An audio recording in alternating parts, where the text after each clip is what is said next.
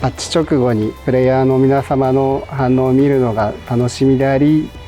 怖くもあります。ギリギリまで装備の方調整していますので、最終的に色とか質感とか、あとは染色部分とかあれで本当に良かったのかとか、なのでそのプレイヤーの皆様の反応を見て、こだわった部分に気がついてくれたりとか喜んでくれたりとかいうのを見ると、とても嬉しくてテンションが上がります。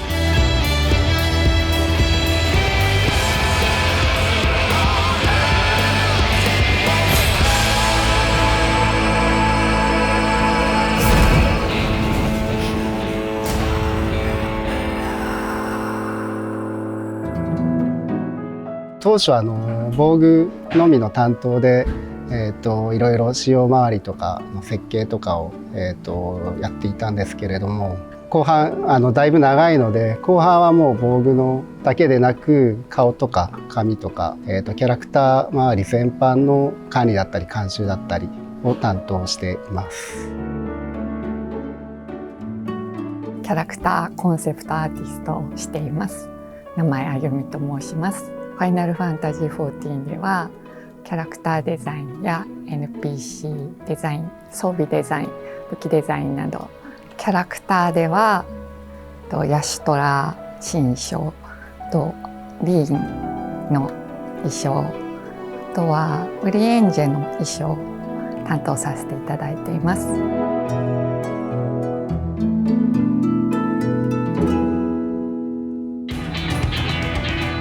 最初にロスガルが特に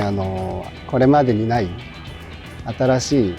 獣人タイプの獣にしてほしいというオーダーがありましたので、どうやったらその新しいシルエットを再現できるかという検証を、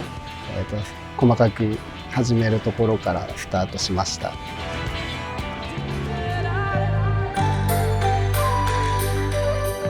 新種族をデザインするにあたって顔タイプとして4つのタイプを毎回新種族は実装するんですけれども、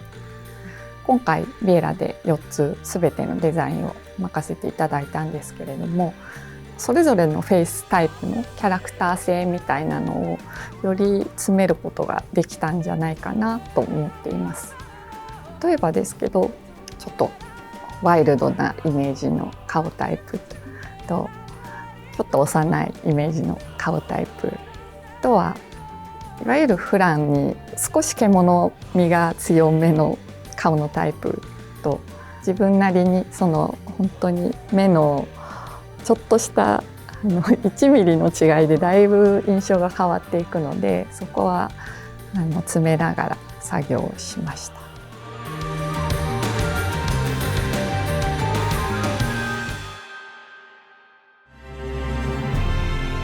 キャラクターのデザインをするときに私が大事にしているのはキャッチーさっていうところなんですけれども、リーンの場合とても幼いヒロインなので、可愛らしさかつでも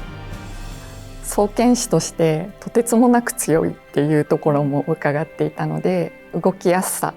可愛らしさを両立しつつという感じでデザインを詰めています。デザイン制作の始まる時から先生Fはウリエンジェの色替えを使うっていうところでオーダーが来ていて、もともと先生術師っていうのはそれもあって女性向けっていうところを強く意識しながら今まで作っていたんですけれども、今回ウリエンジェはやはり男性のキャラクターなので、女性が着ても可愛らしく、かつ男性が着てもシリアスにある程度見えるようにっていうところはかなり意識しながら。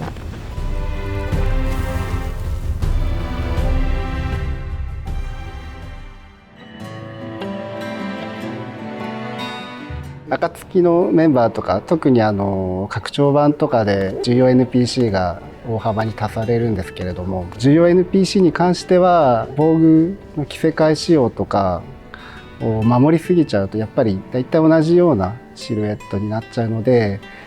重要 NPC に関しては自由にある程度仕様から離れて、一番デザインとしてかっこよく見えるようなデザインにしたいというので、そのアートさんの方にまずは自由にデザインしていただいて、とはいえある程度の仕様はあるので、最低限ここだけ押さえてもらえれば大丈夫ですよっていうのを伝えて、制作に入っています。重要な NPC なのでデザインの良さを壊さないようにアートのイメージをなるべく忠実に再現できるように細心の注意を払って、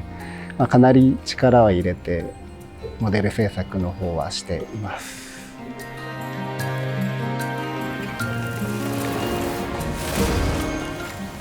シトラの今回のデザインはオープニングムービーで使用するという情報を吉田さんの方で伺っていて、シーンとしてはヤシトラがジョブチェンジして現れる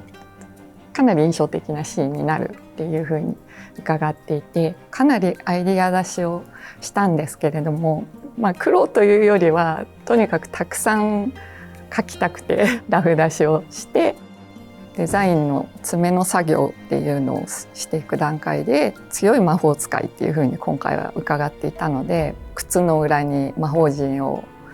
入れてみたり、細かい設定ですけれども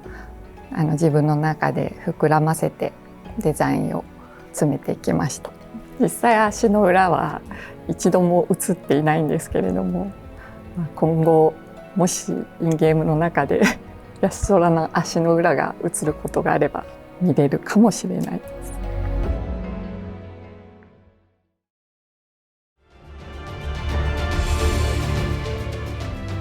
今回の黒魔導士はデザインのイメージ自体は大人の魔法使い、ハリー・ポッターの大人版のようなイメージで作っているんですけれども、仕様的なチャレンジを今回していて、男性の方はロングタイプの同装備になっているんですけれども、女性の方がミモレ丈というか膝丈ぐらいの丈の同装備になっていて、今回そういう男女で丈感が違うっていうところを実現することができました。今回の赤間エーフは特にシルエットをこだわって制作しました。前回のグレンの赤間エーフはキャラクターのそのシルエット、体そのものを見せるようなシルエットにプラスマントがついているようなデザインになっているんですけれども、でジャケットが裾広がりのコートタイプを着ていて、 FF14 のシルエットっていうのがどうしても仕様の都合上 A ラインに偏りがちなところがあって、でそこをなんとか変えたいっていう思いがあり、なるべくトップスというか上の方にボリュームを作りたいっていうのをラフの設計の時から考えていた部分で、ショートタイプのマントで上の方にそのボリュームゾーンを作って、なるべくX ラインに近いシルエットっていうところを目指して作りました。もともとそもそもマントの仕組みがなかったので、ずっとやれないって普通に公式で発表してた内容ではあって、でモデル担当側からはもう仕様でできないからっていうのは常に、アート担当とも話して伝えてました。ただある時名前さんの方からなんかこんなマントにしたいんだけどうまくやれないだろうかっていう相談を受けまして、本当のマントみたいに動かすのはやっぱり仕様を変えることはできないのでできなかったんですけど、ちょっと他のごまかす方法でなんとか既存の仕様の中でやってみますという話で、とりあえず実験で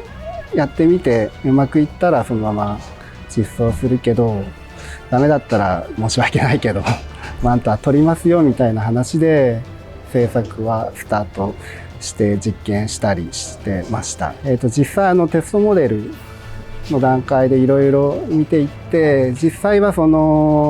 特にマントみたいに独自で動いたりとかそういうことはないんですけれども、普通にスカートとか裾用の骨で揺らしてみたりとか、実際、もうちょっといけそうなので、あと見た目は結構良く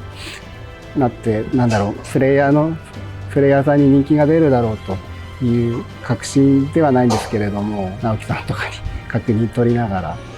実装までこぎつけたっていうのがあります。今回の白間 AF は大人っぽい雰囲気っていうところはかなり意識してデザインを詰めました。ラフデザインで大きく3パターンぐらいデザインを提出したんですけれども、ちょうどその時は開発内の白馬同士を使っている方々に投票していただいたり、あとはバトルチームの方々なりその吉田さんにプレゼンする時に開発のオープンスペースでプレゼンするんですけれども、いよいよ吉田さんが来て、で相当迷ったんですけど、その2パターンあったデザインで今回選ばれた装備はどちらかというと大人っぽいデザインになりました。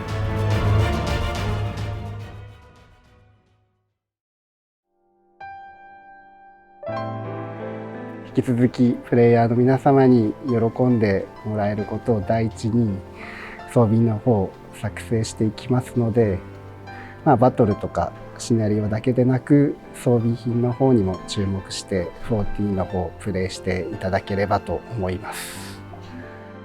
みんなチーム一同試行錯誤しながらアイテムの一つ一つに皆さんに楽しんでいただきたい、喜んでいただきたい、驚いていただきたいという思いを込めて制作に当たっています。これからもファイナルファンタジー14を楽しんでいただけたらとても嬉しいです。